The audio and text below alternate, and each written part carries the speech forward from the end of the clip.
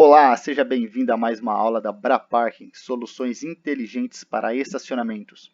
Vamos agora falar sobre as principais configurações do sistema para a versão do seu sistema estar conforme suas necessidades. Você deve vir aqui no menu, configurações, níveis, aliás, sistema. Em sistema você vai selecionar a aba configurações. O primeiro item aqui, primeira coisa, antes da gente iniciar, a gente tem que pensar o seguinte, eu vou mostrar todas as possíveis configurações aqui e a gente tem que ter em mente que existem diversos tipos de estacionamentos. Tem o estacionamento totalmente assistido, onde o operador ali, a pessoa, ela que faz o processo de entrada do veículo e o processo de pagamento e de saída também. Já existem estacionamentos onde a entrada é automatizada através de um totem expedidor de ticket e a saída é feita por um operador e o pagamento é feito na saída. Tem o processo inverso, onde a entrada é assistida, um operador que lança ali o ticket de entrada, entrega o ticket em mãos para o cliente, faz já a cobrança na entrada, e a saída é de forma automática num totem com leitor de código de barras. E nós temos o sistema totalmente automatizado, onde a entrada é um totem expedidor de ticket, a saída é um totem leitor de ticket e o caixa fica num outro local onde o cliente vai até lá para fazer o pagamento.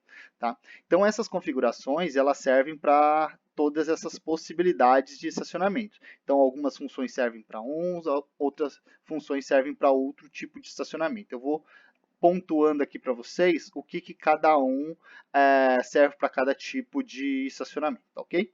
Então, o primeiro item aqui é habilitar entrada offline. Esse caso é apenas para sistemas automatizados na entrada, ou seja, o totem de entrada, expedidor de ticket, ele tem inteligência para gerar o seu código de barras sem estar online com o servidor. Se cair a comunicação por qualquer motivo, tiver uma perda de comunicação ali, ele tem condições de gerar ali o seu ticket com código de barra perfeitamente. Mas aí é uma opção da administração do estacionamento se quer que ele imprima ou não os tickets quando tiverem offline, certo? Então, sim, para poder imprimir, não para não poder imprimir. Ele não vai fazer o processo de impressão caso caia a comunicação.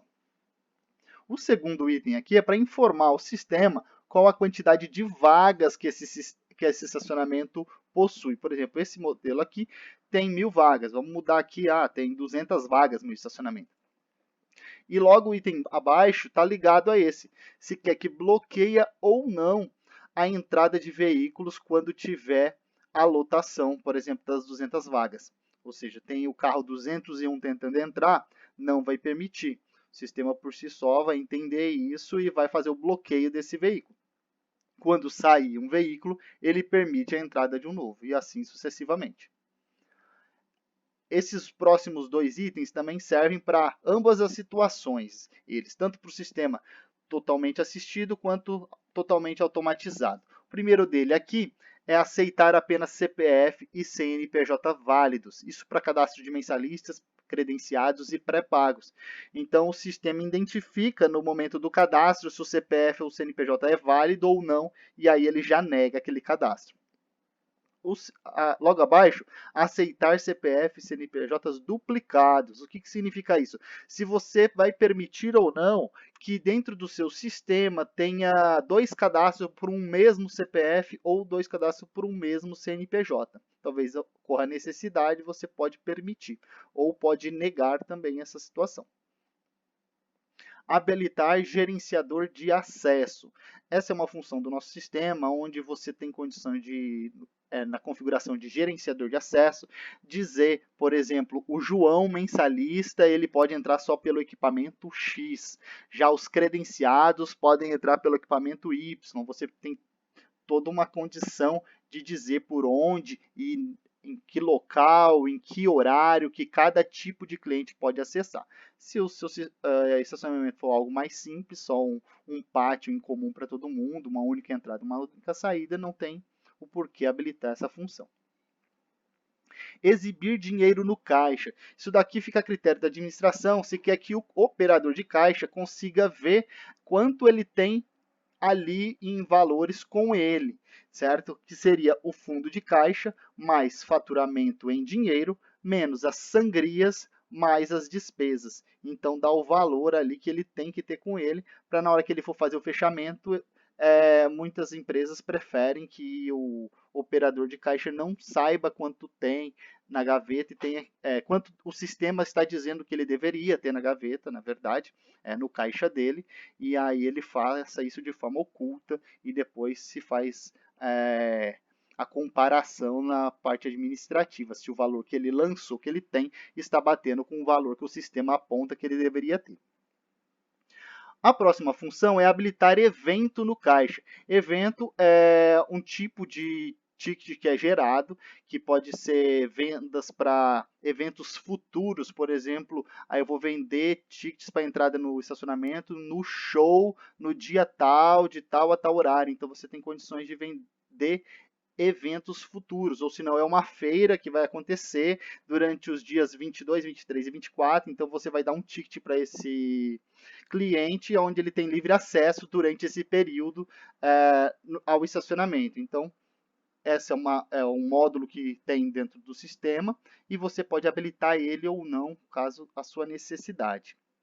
Um outro módulo é o módulo de sangria, caso você trabalhe ou não com sangria, que é a retirada de valores do caixa antes do fechamento. Ali, de tempos em tempos, você vai lá e faz a sangria. Você retira uma quantia de dinheiro do caixa para não ficar ali exposto e correr risco de roubos e tudo mais.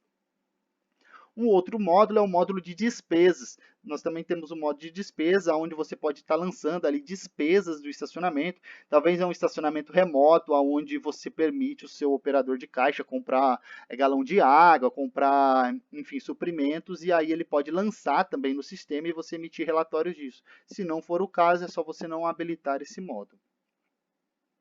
Habilitar marca, modelo, cor no caixa. Isso daqui é utilizado apenas para sistemas assistidos, com o operador fazendo ali o processo de entrada, que é onde ele pode lançar ali qual é a marca, o modelo e a cor do veículo para sair no ticket de entrada do cliente. A impressão já sai com essas informações também. Tem maior controle ali. Emitir ticket com placa obrigatória. Para também sistemas assistidos, você pode obrigar ou não o seu operador de caixa a fazer o preenchimento da placa do veículo no ticket de entrada. Habilitar código de barras manual no caixa. Isso daqui é utilizado muito para a questão de eventos também, ou se não, talvez você tenha um ticket lá impresso já com o padrão de código de barras do nosso sistema, e aí você opta por deixar o seu funcionário digitar o código de barras que o ticket de entrada tem que ser emitido, e não o sistema gerar esse número de código de barras de forma aleatória, conforme baseado ali em minutagem, segundos do sistema.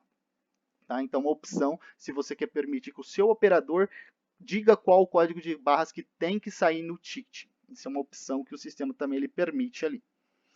Habilitar campo observação no caixa. Esse campo observação ele é muito utilizado no caso de isenção de pagamentos. Então, a pessoa pode lançar ali uma tabela valor zero para o cliente, isentando aquela cobrança e aí abre um pop-up ali de observação para ele justificar aquela isenção. Ou talvez porque você permitiu, em casos específicos, alterar uma tabela, colocar uma tabela mais barata, e aí quando ocorrer isso tem que justificar. Então você tem aí o campo observação para o operador de caixa justificar o uso daquela cobrança.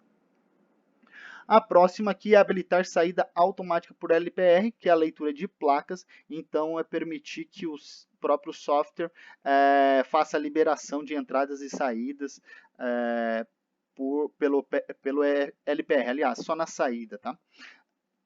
A liberação pela leitura da placa do veículo. Habilitar e imprimir código de barras no comprovante de pagamento. Isso aqui também é opcional. empresas que preferem, tem empresas que não. O cliente, na hora que fizer o pagamento e é emitido o seu recibo de pagamento, sair um novo código de barras idêntico, claro, ao código de barras da entrada dele, para dar uma segunda opção dele utilizar na saída, no totem de leitor de código de barras. Talvez ele danificou o código de barras do ticket de entrada, então ele pode estar pegando ali na hora do pagamento um código de barras novinho para fazer a leitura de forma mais prática na saída. Mas tem empresas que preferem não duplicar esse código de barras, porque pode haver algum tipo de pode ocorrer de o cliente passar para outro e querer falar que não utilizou, enfim, pode gerar conflito dependendo do ambiente, dependendo da realidade de cada empresa, tá? A outra opção é habilitar o modo assistido. Ele gera algumas funções que é quando você trabalha com o sistema assistido, obrigatoriamente você tem que marcar sim. Quando é um sistema totalmente automatizado, você marca não. Ele vai te dar ali alguns recursos que só são utilizados para módulos assistidos, como, por exemplo, liberar veículos pelo software, liberar a entrada, liberar saída, entre outras funções. Bom, configurações padrões do nosso sistema é isso que eu tenho para passar para vocês. Basta vir aqui em configurações, sistema na aba configurações. Tá ok? Obrigado, até mais.